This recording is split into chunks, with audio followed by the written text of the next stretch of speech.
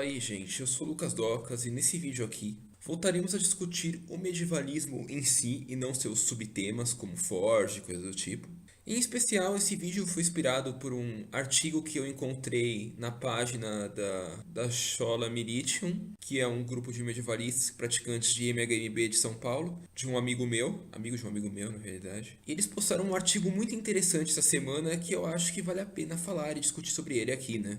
Por isso que tu foi nesse vídeo. Sim, novamente eu continuo com essa mania de não filmar, só gravar o áudio, porque tipo, sei lá, às vezes é mais interessante gravar só o áudio, né? É mais fácil, dá menos trabalho pra editar também. E como o tempo essa semana pra mim tá muito corrido, porque eu tô fazendo muita coisa nela, eu tô fazendo isso porque vai facilitar a minha vida. Talvez semana que vem volte a ter mais gravações assim, menos áudio, mais filmagem, assim. Bom, mas vamos ao artigo, né? Que é mais importante. O artigo é da Chronicles of Higher Education.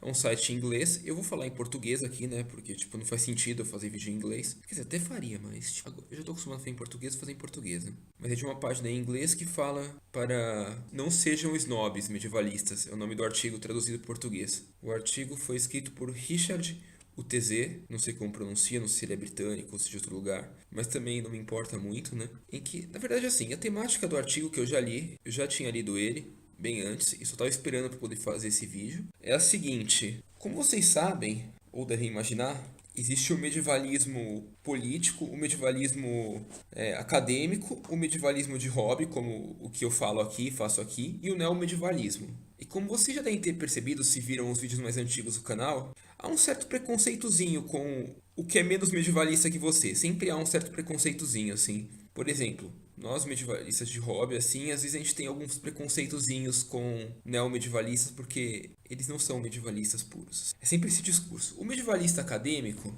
também tem esse mesmo discurso para com o medievalista de hobby. Ele até ignora o neomedievalista, mas tipo, ele tem esse discurso com o medievalista de hobby. O medievalista político não sei se entra nessa definição, né? Mas acho que isso é o de menos. Mas o medievalista de hobby, assim, ele é mal visto pelo medievalista acadêmico. E às vezes também pelo medievalista político.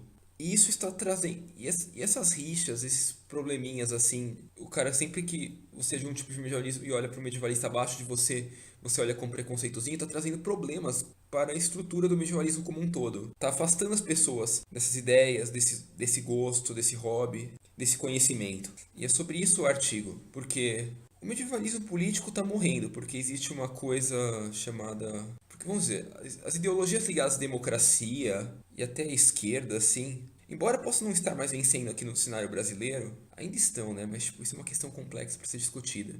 Estão destruindo ideologias mais conservadoras, como a ideologia do medievalismo. Então, muitas pessoas olham para os medievalistas políticos e até para os acadêmicos também, porque normalmente o medievalista acadêmico é um medievalista político também. Então olham para ele já com certo preconceito, falando: ah, você é o ultra conservador, reacionário, assim, como se isso lá fosse algum grande defeito, né? Mas enfim, independente das minhas convicções políticas aqui, as pessoas começam aprenderam ao longo de décadas que isso é uma coisa ruim. E aí, se por um lado, tipo, essas ideias estão sendo atacadas em uma frente, pela outra, onde elas poderiam estar ganhando visibilidade, tipo, na cultura popular, como por exemplo o medievalismo de hobby ou o neomedievalismo, essas partes são negadas por causa de um preconceitozinho simples. E isso está colocando em risco o futuro do medievalismo como um todo. Talvez não tanto o medievalismo de hobby esteja em risco, mas o outro medievalismo está, por causa desse preconceitozinho. E é sobre isso que fala esse artigo. Por um lado, ele é atacado, e por outro lado, tipo, nos momentos onde os medievalistas podiam ganhar expansão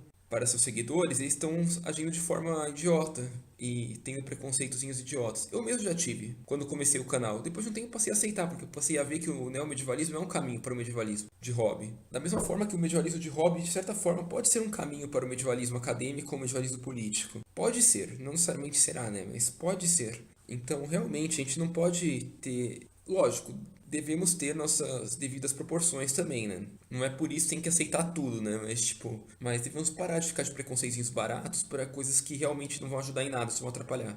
É mais ou menos isso. Devemos reconhecer que às vezes, tipo, coisas simples. Ele mesmo fala no artigo lá que Game of Thrones, Senhor dos Anéis, que podem passar muito longe da fidelidade medieval, pode ser uma porta para explicar um pouco das coisas e ir levantando a curiosidade das pessoas. E desse ponto até chegar um momento em que a pessoa passa a se interessar pelo mais profundo e passa a ignorar essa parte inicial. Eu concordo plenamente aqui. Ele não fala tanto de neomedievalismo em si, ele fala mais do... Tipo, ele até fala, mas ele não chama de neomedievalismo, que ele até fala muito de neomedievalismo, mas ele não chama, ele chama... Ele considera o neomedievalismo como parte do medievalismo de hobby aqui no artigo. Mas isso é aquela coisa lá, é o preconceitozinho de quem tá em cima. São coisas diferentes. Mas são coisas que um pode ser um caminho para o outro. Porque imagina só, o cara começa a jogar um jogo de RPG e depois de um tempo ele passa a querer lutar EMA, aí depois de um tempo ele passa a querer estudar a história de verdade, dos guerreiros que viram naquela época. Isso pode evoluir muito dentro desse campo. Seria um completo desperdício negar isso. Então, tipo,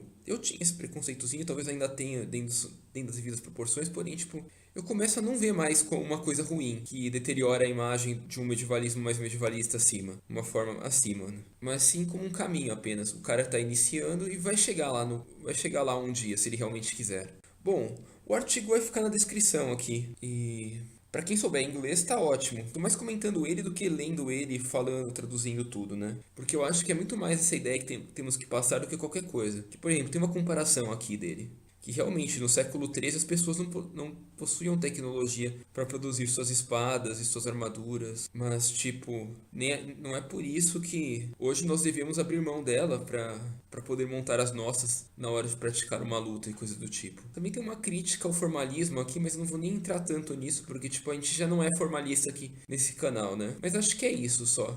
É um vídeo simples, mas a mensagem é importante. Devemos reconhecer que aquele medievalismo que está abaixo de nós ainda é uma forma de se chegar ao medievalismo puro, assim. Então, lógico, sempre devemos incentivar a pessoa a evoluir, mas a gente não pode desprezar completamente, né? Essa é a verdade. Porque como ele mesmo fala, pessoas, eles chamam de pessoas amadoras aqui no caso. E isso significa provavelmente pessoas que não fazem parte do ramo da academia, que estão estudando a Idade Média sem fazer parte da universidade, sem ter uma metodologia científica e coisa do tipo.